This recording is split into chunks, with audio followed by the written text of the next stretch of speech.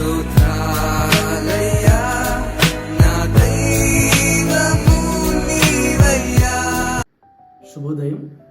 క్రీస్తునందు ప్రియమైన విశ్వాసులారా, సజీవుడు పునరుద్ధారుడైన యేసుక్రీస్తు యొక్క శుభప్రదమైన నిరీక్షణ నామంలో మీ అందరికీ ఉదయకాల శుభాలు తెలియజేయుచున్నాను. మన టీఎల్సీ అనుదిన ఆహారంలో దేవుని యొక్క మాటను మన జ్ఞాపకం చేసుకున్నాం. ద్వితీయోపదేశ కాండం 23వ అధ్యాయం 5వ వచనాన్ని మన జ్ఞాపకం చేసుకున్నాం. అయితే నీ దేవుడైన యెహోవా బిలాము మాట విననొల్లకుండెను. నీ దేవుడైన యెహోవా నిన్ను ప్రేమించిన గనుక నీ దేవుడైన యెహోవా నీ నిమిత్తము ఆ శాపమును ఆశీర్వాదముగా చేసెను. దేవుని బిడ్డలారా, ఉదయకాల సమయంలో దేవుడు శ్రేష్టమైనటువంటి తలంపుల ద్వారా మనతో మాట్లాడుతున్నాడు. ఈ భాగంలో 2 తలంపుల ద్వారా దేవుడి ఉదయం నీతో నాతో మాట్లాడుతున్నాడు. మొదటి తలంపు ఏంటంటే, దేవుడు నిన్ను ప్రేమిస్తున్నాడు అనేటువంటి మాట జ్ఞాపకం చేస్తున్నాడు. దేవుడు మనలందరినీ కూడా ప్రేమిస్తూ ఉన్నాడు. ఎందుకంటే మనం నమ్మి మనం ఆరాధిస్తున్నటువంటి దేవుడు ప్రేమామయుడు. ఆయన ప్రేమమూర్తి. ప్రేమకు నిదర్శనం మన యేసుస్వామి. ప్రేమకు నిర్వచనం మన యేసుస్వామి యొక్క ప్రేమ. యేసు ప్రభులాగా అంతగా మనల్ని ప్రేమించేవారు ఈ భూమి మీద ఎవరు ఉండరు.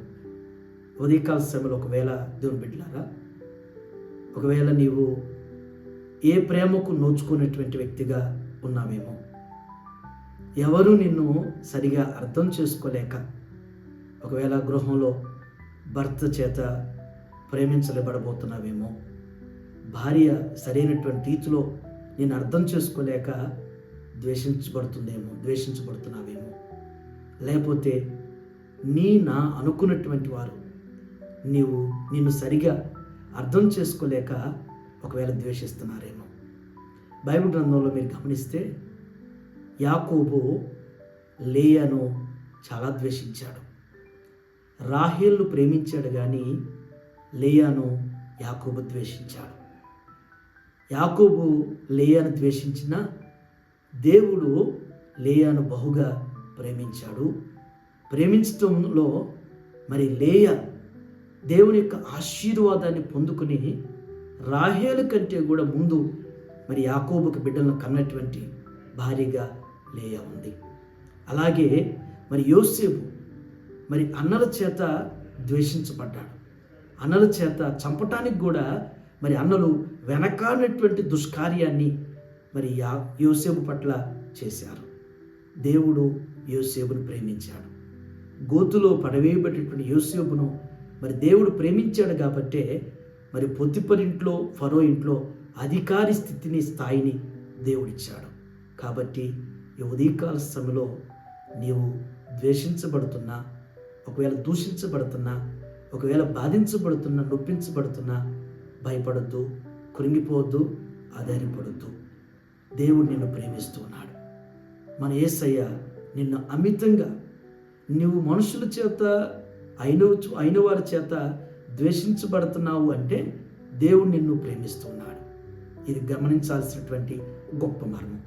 2వ తలంపు ఏంటంటే, నీ దేవుడైన యెహోవా నీ నిమిత్తము ఆ శాపమును ఆశీర్వాదముగా చేయను. ఒకవేళ మనం మనుషులకు నచ్చితే మనల్ని ప్రశంసిస్తారు, పొగుడుతారు, మనల్ని దీవిస్తారు.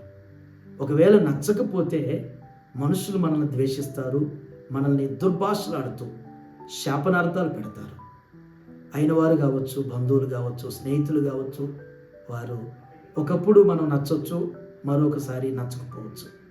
వారు మనల్ని ఏదో శాపనార్థాలు పెడుతున్నారని, మనల్ని శపిస్తున్నారని, లేకపోతే మనల్ని ఏదో మాట్లాడుతున్నారని చెప్పేసి వారి మాటలను బట్టి కృంగిపోవద్దు, ఆధారపడద్దు, భయపడద్దు. మీకు సంపంగి పువ్వు మనకి చూసుంటాం.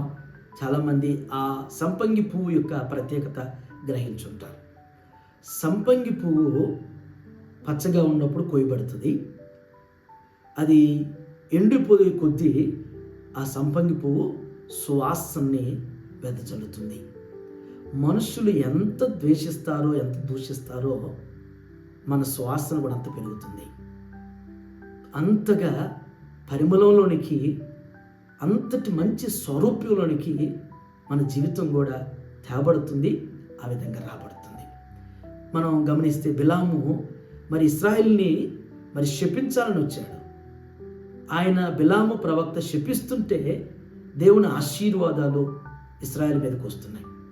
మనం కూడా ఒకవేళ ఎవరైనా మన మీద దుష్ప్రచారాలు చేస్తున్నా, చెడ్డ ప్రచారం చేస్తున్నా, ఒకవేళ మనం ద్వేషిస్తూ దూషిస్తూ మనల్ని శాపనార్థాలు పెడుతున్నా కానీ మన దేవుడు అవన్నిటిని కూడా ఆశీర్వాదాలుగా మార్చుతూ ఉన్నాడు, ఆశీర్వాదాలుగా మార్చబోతున్నాడు. ఎంత శపిస్తారో అంత సంతోషించు. అవన్నీ కూడా నీకు మేలే, అవన్నీ కూడా నీకు ఆశీర్వాదమే, అవన్నీ కూడా నీ ఉన్నత స్థితికి అవన్నీ కూడా ఒక సోపానాలుగా కాబోతున్నాయి. అట్టి గొప్ప నమ్మిక దేవుని మీద కలిగి ముందుకు సాగుదాం. అట్టి కృపలో దేవుడు మనందరిని కూడా బలపరచునుగాక. ఆమేన్. ప్రార్థన చేసుకుందాం. మా మంచి కాపరివైన మా యేసు ప్రభువా, మీ పరిశుద్ధ పాదాలకు వందనాలు. ఏ ఉదయంనైనా నీవు మమ్మల్ని ఎంతగా ప్రేమిస్తున్నావో మీ ప్రేమకు నిదర్శనమే ఈ దినం మేము సజీవులుగా ఉండటాన్ని బట్టి. దేవా, మీ ప్రేమకు నిదర్శనమే మా యొక్క అభివృద్ధి అనేటువంటిది మేము గ్రహించగలుగుతున్నాం. నిత్యం నాయన మీ ద్వారా ప్రేమించబడేవారుగా, మీ ద్వారా నాయన ఆయన నిత్యం బలపరిచేటువంటి వారుగా ముందుకు సాగుటకు కృప దయచేయండి. మనుషులు అయిన వారు, బంధాలు, ఇంటివారు యొక్క అయ్యా నిందలకి, దుష్ప్రచారానికి, అయ్యా వారి శాపనార్థాలకు నా తండ్రి, వారి అబద్ధపు మాటలకు నాయన మేము అధైర్యపడక, కురింగిపోక, నిరుత్సాహపడక నా తండ్రి, అయ్యా వారి యొక్క శాపాలన్నింటినీ కూడా మాకు ఆశీర్వాదంగా మార్చేటువంటి మా గొప్ప తండ్రి మీరై ఉన్నారు. దేవా, ఎవరైతే నా తండ్రి దేవా మరి నిందించబడుతున్నా తండ్రి, వారి మీద దుష్ప్రచారం చేయబడుతుందో, ఎవరినైతే నాయన వారి మీద నాయన శాపనార్థాలుగా పెట్టబడుతున్నావు, అవన్నీ కూడా ఆశీర్వాదాలుగా మీరు అనుగ్రహించున్నందుకు మీకు వందనాలు చెల్లిస్తూ, దేవా ఈ ఉదయం నా తండ్రి టీఎల్సీ అన్నదిన ఆహారం చూస్తున్న ప్రతి కుటుంబాన్ని, ప్రతి బిడ్డను కూడా జ్ఞాపకం చేసుకున్నాను. దేవా, అటు వారందరూ కూడా మీరు దర్శించండి.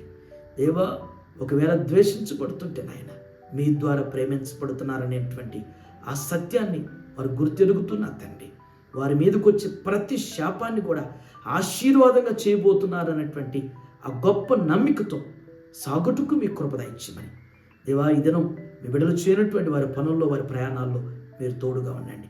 వారి ప్రతి అవస్థలను మీరు తీర్చండి. వారి బాధ్యతలను మీ కాపుదల దయచేసి ఆయన ఆర్థికంగా, ఆత్మీయంగా మీ బిడ్డలు మీరు అభివృద్ధిపరిచి ఆస్వాదించమని యేసు నామములో ఈ ప్రార్థన మీకు సమర్పించున్నాను తండ్రి. Amen. God bless you all.